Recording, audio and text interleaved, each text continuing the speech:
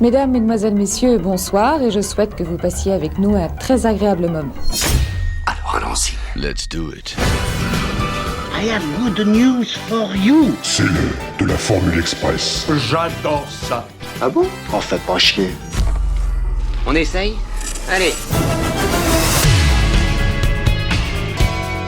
Bonjour à tous et bienvenue dans Retour à l'écran Formule Express. Aujourd'hui, je vais vous parler d'un film qui me tient à cœur et que j'aimerais contribuer à réhabiliter. Il s'agit de Blue Steel, un polar urbain trempé dans l'acier, traversé par la fureur, le doute et le sang. Un film qui, sur le papier, aurait pu ressembler à un thriller de plus, un produit calibré de fin de décennie entre deux buddy movies interchangeables. Et pourtant, Blue Steel n'est pas là pour rassurer, il est là pour trancher. Il est là pour regarder fixement dans les yeux les zones troubles du pouvoir, de la peur et de la violence. Tu comprends, j'aime bien frapper la tête des gens contre les murs. Aujourd'hui, on revient ensemble sur les coulisses d'un film à la fois radical et méconnu. Un film où une jeune policière découvre que l'uniforme ne suffit pas à la protéger.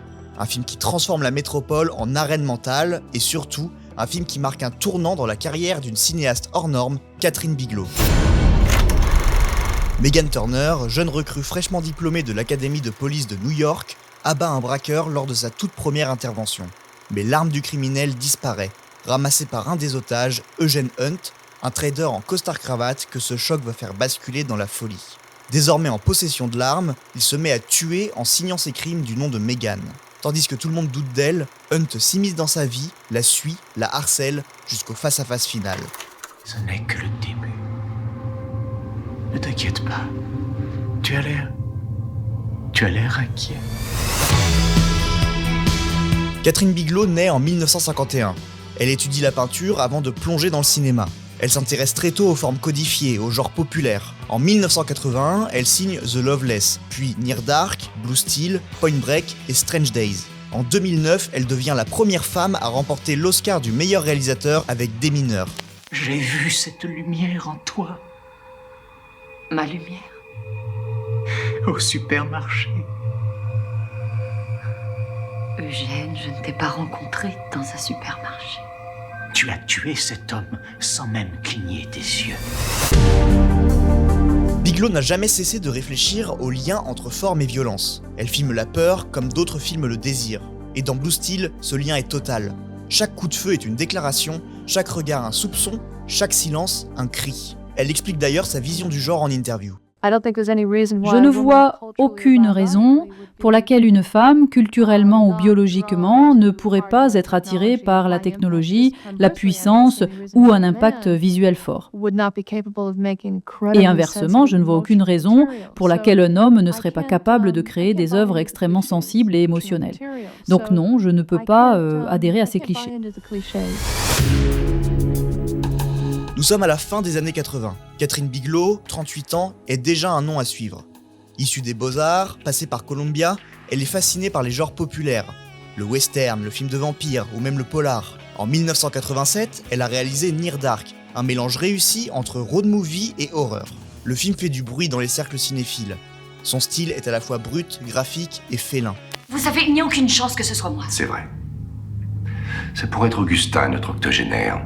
Peut-être que cette perverse se shoot à l'oxygène, mais j'en doute.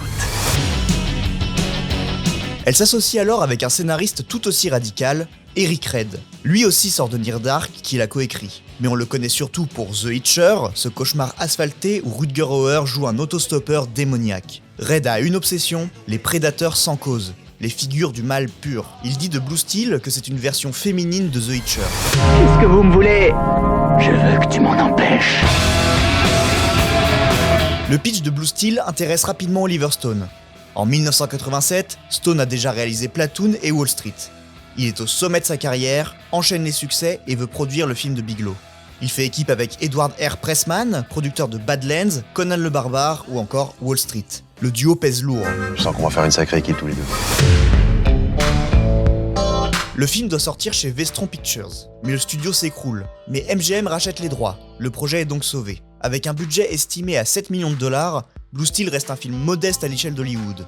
Mais pour Kathryn Bigelow, ce n'est pas une contrainte, c'est une opportunité de contrôle. Pas de star au cachet astronomique, pas de producteur étouffant, pas de studio imposant une formule. Elle peut tourner en décor naturel à New York, elle peut expérimenter et surtout, elle peut garder sa fin.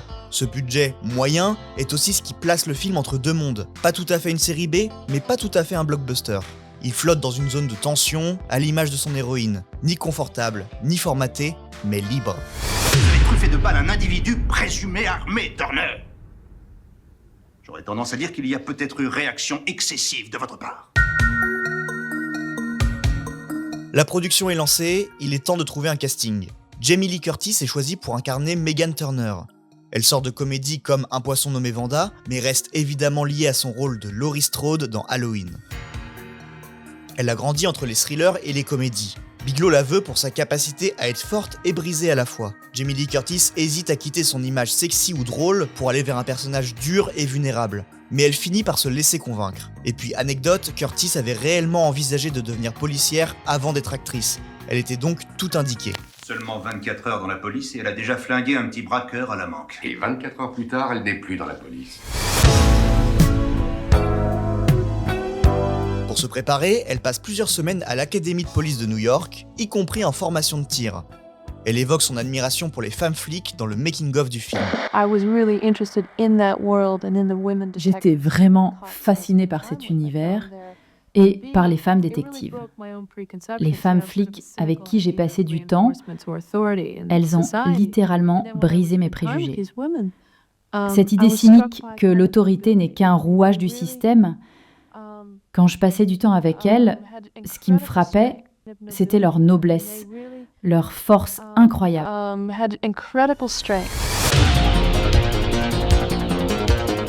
Clancy Brown, qui incarne son supérieur, suit quant à lui une brigade d'homicide pendant 2 semaines. Il est déjà une figure reconnaissable, même si son nom n'est pas encore connu du grand public, à part pour un rôle dans Highlander.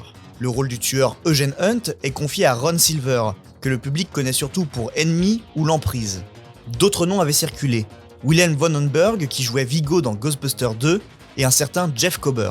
Aucun n'était disponible, Silver s'empare du personnage, littéralement. Merci beaucoup, j'ai passé une excellente soirée. J'espère qu'on se reverra.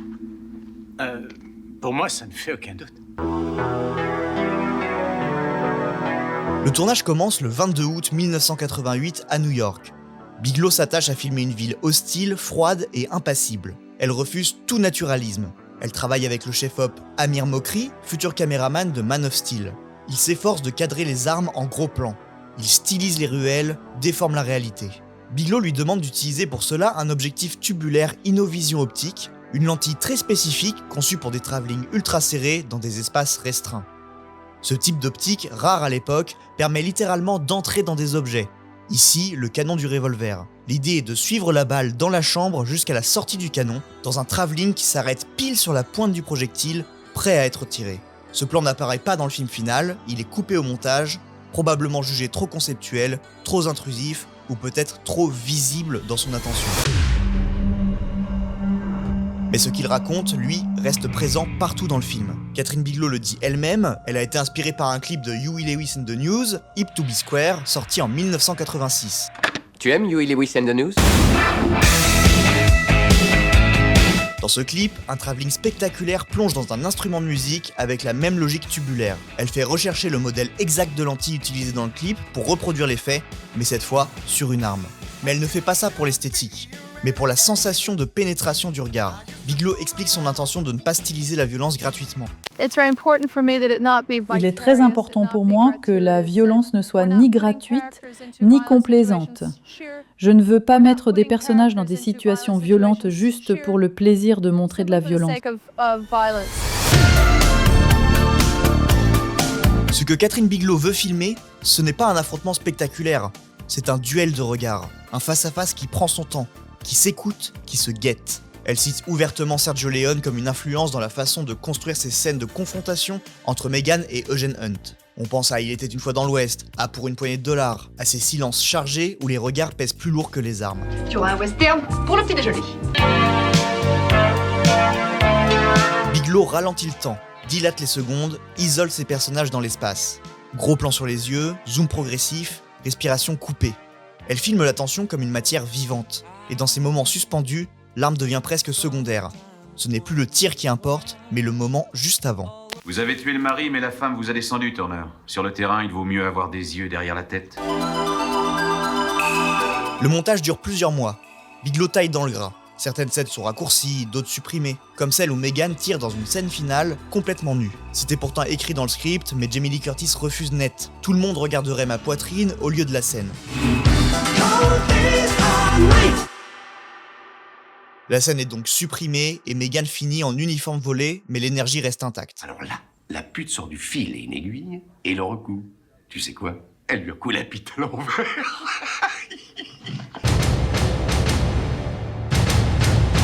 Le montage est terminé. Il faut désormais une musique. Bigelow fait appel à Brad Fiedel, compositeur de Terminator du grand James Cameron, qui est nul autre que le compagnon de Catherine Bigelow à l'époque.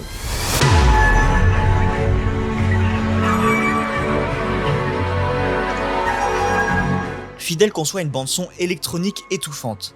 Pas de mélodie, juste une tension, un battement sourd, des nappes synthétiques oppressantes. La musique n'illustre pas, elle sert, elle enserre même. Elle remplace la respiration du spectateur.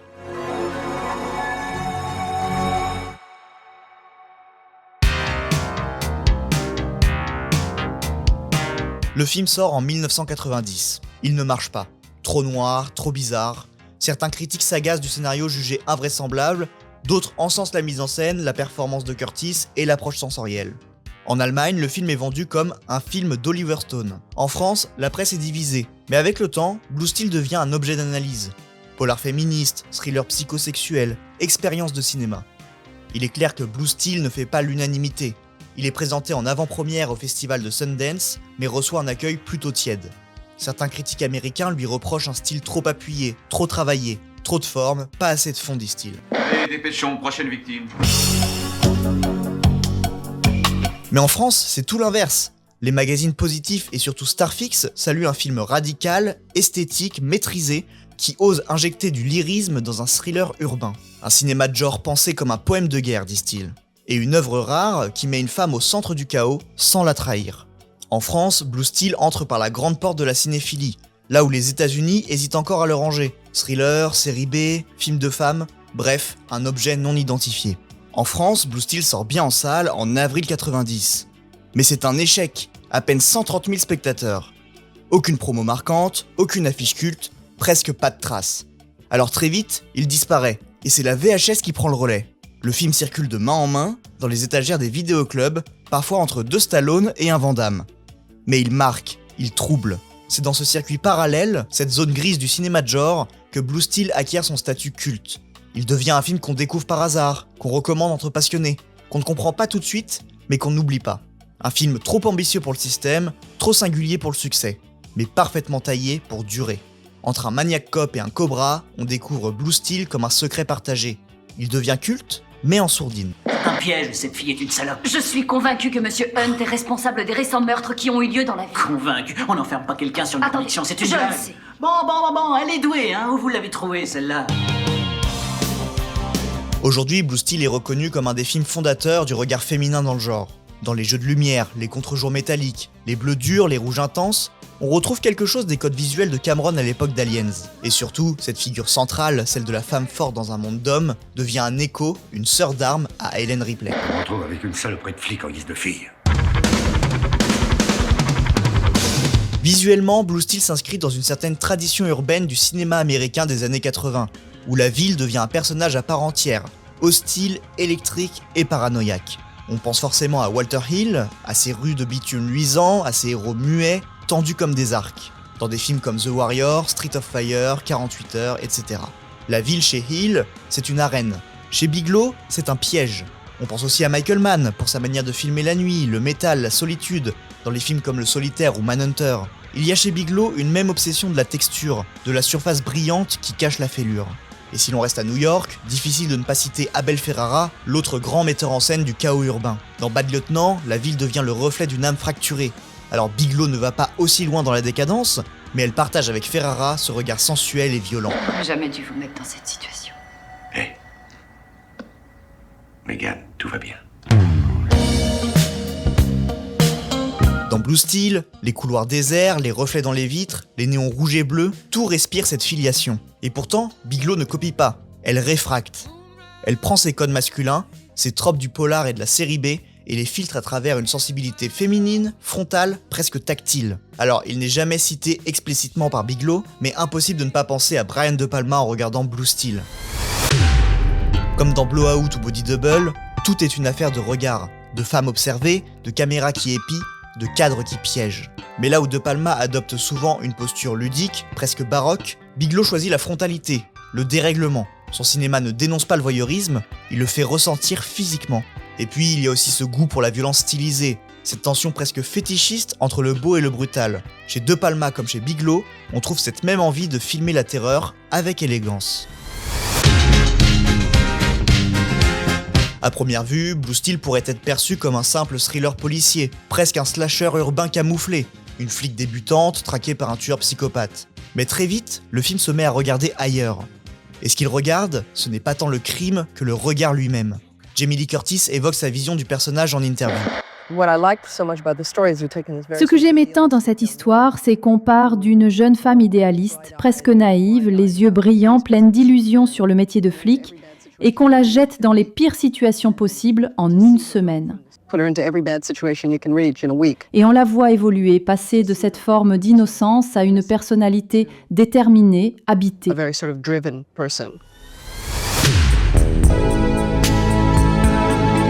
Le film est une réflexion sur la manière dont une femme est perçue quand elle porte une arme, sur ce que cela change dans le regard que les autres hommes, institutions et médias posent sur elle, et sur ce que cela change dans le regard qu'elle pose sur elle-même. Catherine Bigelow insiste dans plusieurs interviews.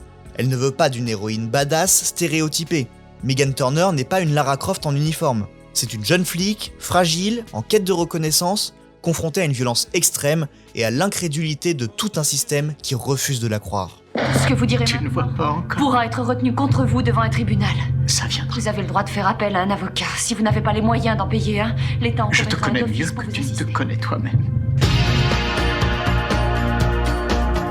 Blue Steel n'est pas tant un film sur la chasse d'un tueur que sur la façon dont une femme doit se battre pour qu'on croie qu'elle est victime, puis pour qu'on la reconnaisse comme légitime à riposter. Le tueur, Eugene Hunt, est à ce titre une figure presque allégorique. C'est le regard masculin devenu obsession, devenu fantasme armé, devenu punition même.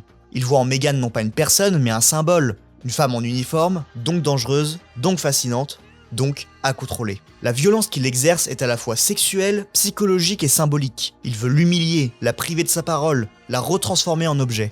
Et plus Meghan résiste, plus il se sent exister. Il tue pour elle, comme une manière perverse de dire « Regarde ce que tu as fait de moi ». T'as pas tiré le premier? Non, je lui ai demandé de lâcher son revolver. Il ne l'a pas fait, il l'a pointé dans ma direction. À quelle vitesse? Comment ?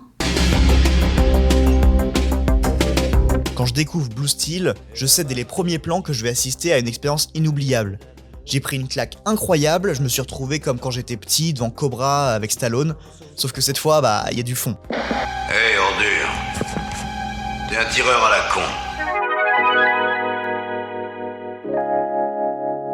Blue Steel n'est pas un film simple, c'est un film de conflit, entre la justice et l'image, entre l'arme et le regard, entre l'intérieur et l'extérieur. C'est un polar, oui, mais un polar à l'envers, un film qui nous parle encore 30 ans plus tard du droit d'être forte, fragile et armée. Aujourd'hui encore, Blue Steel reste difficile d'accès, surtout en France. Il n'existe pas d'édition Blu-ray française, même en 2025. Pas de remasterisation officielle, pas de restauration 4K, pas de coffret collector. L'édition la plus complète à ce jour vient des États-Unis chez Shout Factory. Et voilà, c'est la fin de cet épisode de Retour à l'écran express. On se retrouve très vite pour une nouvelle plongée dans les coulisses du cinéma. En attendant, vous pouvez retrouver nos épisodes sur les plateformes de podcast. Alors à très vite. Si je devais résumer ma vie aujourd'hui avec vous, je dirais que c'est d'abord des rencontres. C'est vrai que je ne vis que pour le cinéma. Pour être aimé, il faut être aimable. Vous voulez un chocolat? C'était pas ma guerre. Back and full force. Quelle est votre devise? Je m'appelle Bond. James Bond. Vous délirez totalement là. C'est ça qui permet de voyager à travers le temps. La vie a plus d'imagination que nous. J'espère que je ne vous apprends rien. Vous êtes un mélancolique. Mélancolique, mon cul.